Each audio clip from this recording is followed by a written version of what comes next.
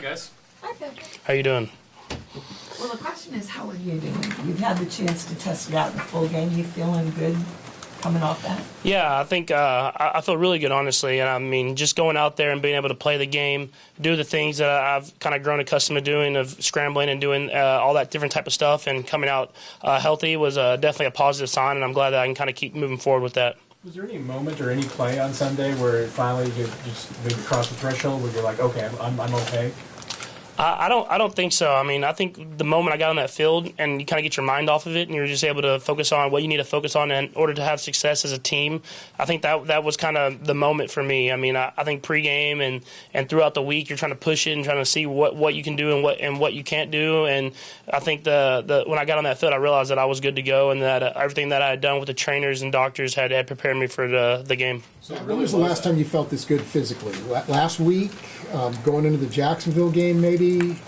Yeah, I'd probably say going into the Jacksonville game, just being able to not have to worry about the ankle or not have to worry about the knee, and just being able to go out there and play football the way that I've played it my whole career so far. You mentioned that once the game started, was it really out of your mind once the game started? I mean, even when you got a scramble opportunity, you never thought twice about it? No, I think you can't really think about those things. I mean, whenever you're playing this sport, you have to be focused on what you need to be focused on in order to have success. I mean, the little things that if you're not thinking about them and you're not focused on them, that those will come back to hurt you in the end. And so for me, I just had a complete focus on the football play and whatever I need to do in order to have success. Patrick, I know Alex Smith means a lot to you, and we're looking right now at the anniversary of that terrible injury. I just wonder if you could reflect on what you thought about when you saw the injury and what kind of contact maybe you've had with Alex since then. Yeah, I mean, I talked to Alex off and on, and I mean, he's obviously an amazing guy and someone that helped me out a ton while I was here. And so,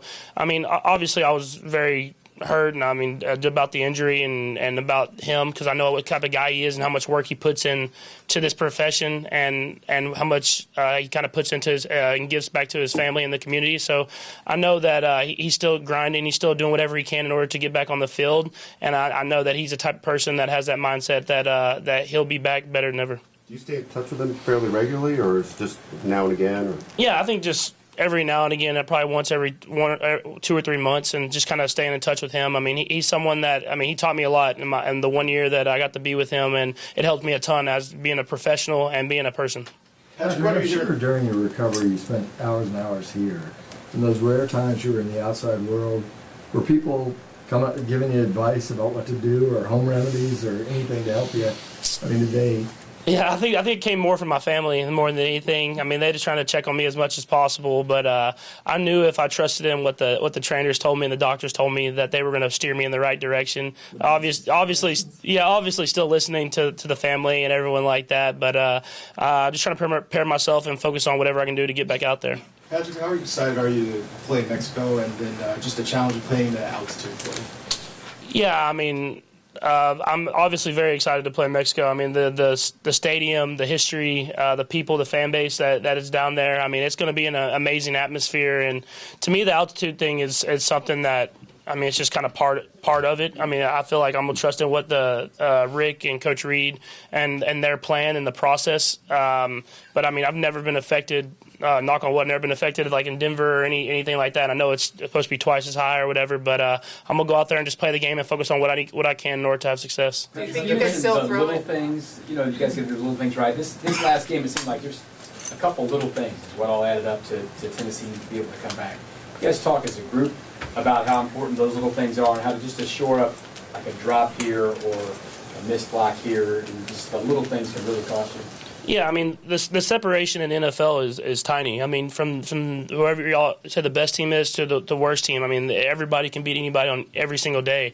And we know that as a team. I mean, you play with these guys no matter what team they're on, and we knew that going into that game that they were going to be a team that had a lot of talent and they were going to fight. I mean, they were in the same situation that we're kind of in now where they needed to win the game. And so for us, I mean, as an offense, as a defense, and as a special team, we didn't execute at a high enough level. We all had chances to win that game, and we understand that now we're kind of at that point where we're in a battle now. And so we're going to go out there every single day and make sure that we can execute at a higher level, because we haven't been this whole season, and playing the way that we know how to play. And so, I mean, we talk about that as a team, but I think that's just the mindset that Coach Reed's kind of instilled in us and the mindset that we're going to have moving forward. A lot of the conversation around you, Patrick, comes from this idea of you doing things that are just abnormal to the normal football player, especially at the quarterback position. How much pride do you take in executing the jump pass that you may have worked on all offseason to get the results you wanted, and to sort of have the conversation be around the idea that you do things abnormally, more sort of acrobatic like an NBA player would versus sort of a natural, traditional NFL quarterback? Yeah, I think I try to work on both of them. I think that's the biggest thing. As I try to put myself in situations throughout the whole offseason that I would be in during the game. And I think that goes back to my trainer with Bobby Stroop, and he's known me my whole life, so he understands how to put me in these positions and strengthen them. And then going back to the fundamentals at the same time and make sure that I'm just as or even better at those. And so I always want to put myself in these situations so whenever that one situation comes that you're ready for it. And I think you learn those things from guys like Kobe Bryant and guys like that who shoot these thousands and thousands of shots that they may never take, but that one situation, that one time they're ready for it and they make it. I saw you skip after the touchdown pass. Just what was going through your mind, sort of seeing the one opportunity and then meeting it and getting the execution that you wanted? Yeah, I mean it's obviously you get that excitement, and you're happy. I mean because you've executed at a high level, and at the time it was a big play in the game, and we scored and kind of went up by 2 scores. But I mean I think just the fact that we were able to execute, it was a great route by McCole. I mean he ran a route that he probably wouldn't have been able to run at the beginning of this year, and it shows that he's progressing and getting better every single week. And so I think just keeping the excitement of the game and enjoying it is always important. One other question I wanted to ask you, Pat, is this: so much of the conversation around you is people sort of equating you to Steph Curry of the NFL. What does that mean to you? I don't think we've ever asked you that before. Just what does it say that you're being compared to someone of that caliber in a different sport? Yeah, I mean, it's obviously really cool. It's amazing to be compared to guys like that. And, I mean, he is someone who's been at the top of the game for a very long time. And so, but for me, I have so much longer to go as far as getting to anywhere near that level. I mean, those guys have been consistent, and they've been great every single year for their entire career. And so for me, I'm just getting started, and I understand that. So, I mean, I obviously love to hear it and love to see it, but I know that I have so much more to prove to even get anywhere near that. I know it's fun to see the guys like Tyreek and Travis make plays. Those guys are consistently making plays. But is there something extra about seeing McCole as a young player who hasn't necessarily been in those positions make plays and see him develop, so when you're celebrating afterwards and talking afterwards? Is it just a little bit more fun because you've seen him do it for the first time?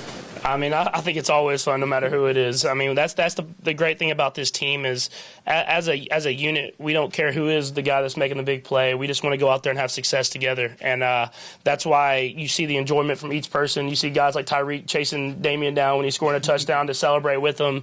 And, I mean, everything. I mean, that's part of it. And you have to enjoy this game every single week because, I mean, it is a grind. But, I mean, it's a lot of fun when you get to do it together as a team. Tyreek has been great difference in your football preparation because the Mexico City game, the altitude, for example, that everybody says that the ball can fly a little longer in Mexico, or some little details like that. I don't think so. I mean, I'm just going to prepare like if we were playing at Arrowhead, and I mean, I'm just going to prepare myself for the game, knowing that we're going to get to go into an amazing stadium and get to play in front of a great fan base, and I know that the team will have us ready to go whenever we get there. They're not getting to come, so no, they're definitely going to be watching, and they're excited for me to get to go play. Anything specific that Rick and the training staff though have told you about preparing to play down there? Yeah, I mean, obviously you're going to try to stay hydrated. You're going to try to make sure you get the right amount of rest, but I think that's stuff that you have to do as seasons go on every single year. I mean, as the season goes on and you get to the end of the season, I mean, you have to make sure that your body is in the best condition because it's a long season, and we're excited to get to go to a place like that and get to play. Do you think you can still go 100 yards in Mexico? Yeah, I don't know. I don't know if I'll have to test it. Maybe if we're on the 1 yard line, but I'll probably just kind of stick to just throwing it not too far, like I did to Tyreek this last week. We got time for a couple more guys. Pete and then Sam here. Tyreek has been rated really high since his return. You watch a lot of ball even on your off days. Would you regard him as the game's best receiver right now? Yeah, I mean, I think kind of when people rank people and do all that type of stuff, it's more towards the media type stuff. We just try to go out there and be the best players we can be. But for me, I mean, I know he's someone that I would not want anyone else for. I mean, he's able to have that explosiveness. He's able to have that speed, but he's able to run routes. He's able to high point stuff and really do stuff that I've never seen anyone else be able to do. And I think that's just a testament to his work ethic, a testament to the way he prepares his body and prepares himself mentally in order to go out there and have success on every single week. Have you been in Mexico before? I have not been to Mexico before, other than like a cruise when I stopped through maybe for a day. But, I mean, for me, I'm excited to get to go. And like I said, the stadium's going to be amazing, and I'm excited to be there. That's what I'm saying. Patrick, what's your rehab and work that you're putting in now like after you made it through the game? And what do you anticipate it is through the rest of the season? Yeah, I mean, I think as I went through rehab, I understood that even if I'm not necessarily hurt, that I still need to take care of my body at that same level. And so for me, I think as I just mature as a person, I realize that I need to be taking care of my body each and every day. And so I'll still have the same schedule as far as what I need to do to prepare myself for the week of the football game, but I'll just add in the extra time that I have and maybe an extra hour here or there to go make sure I'm in that training room getting myself right. Okay, thanks guys. Thank you.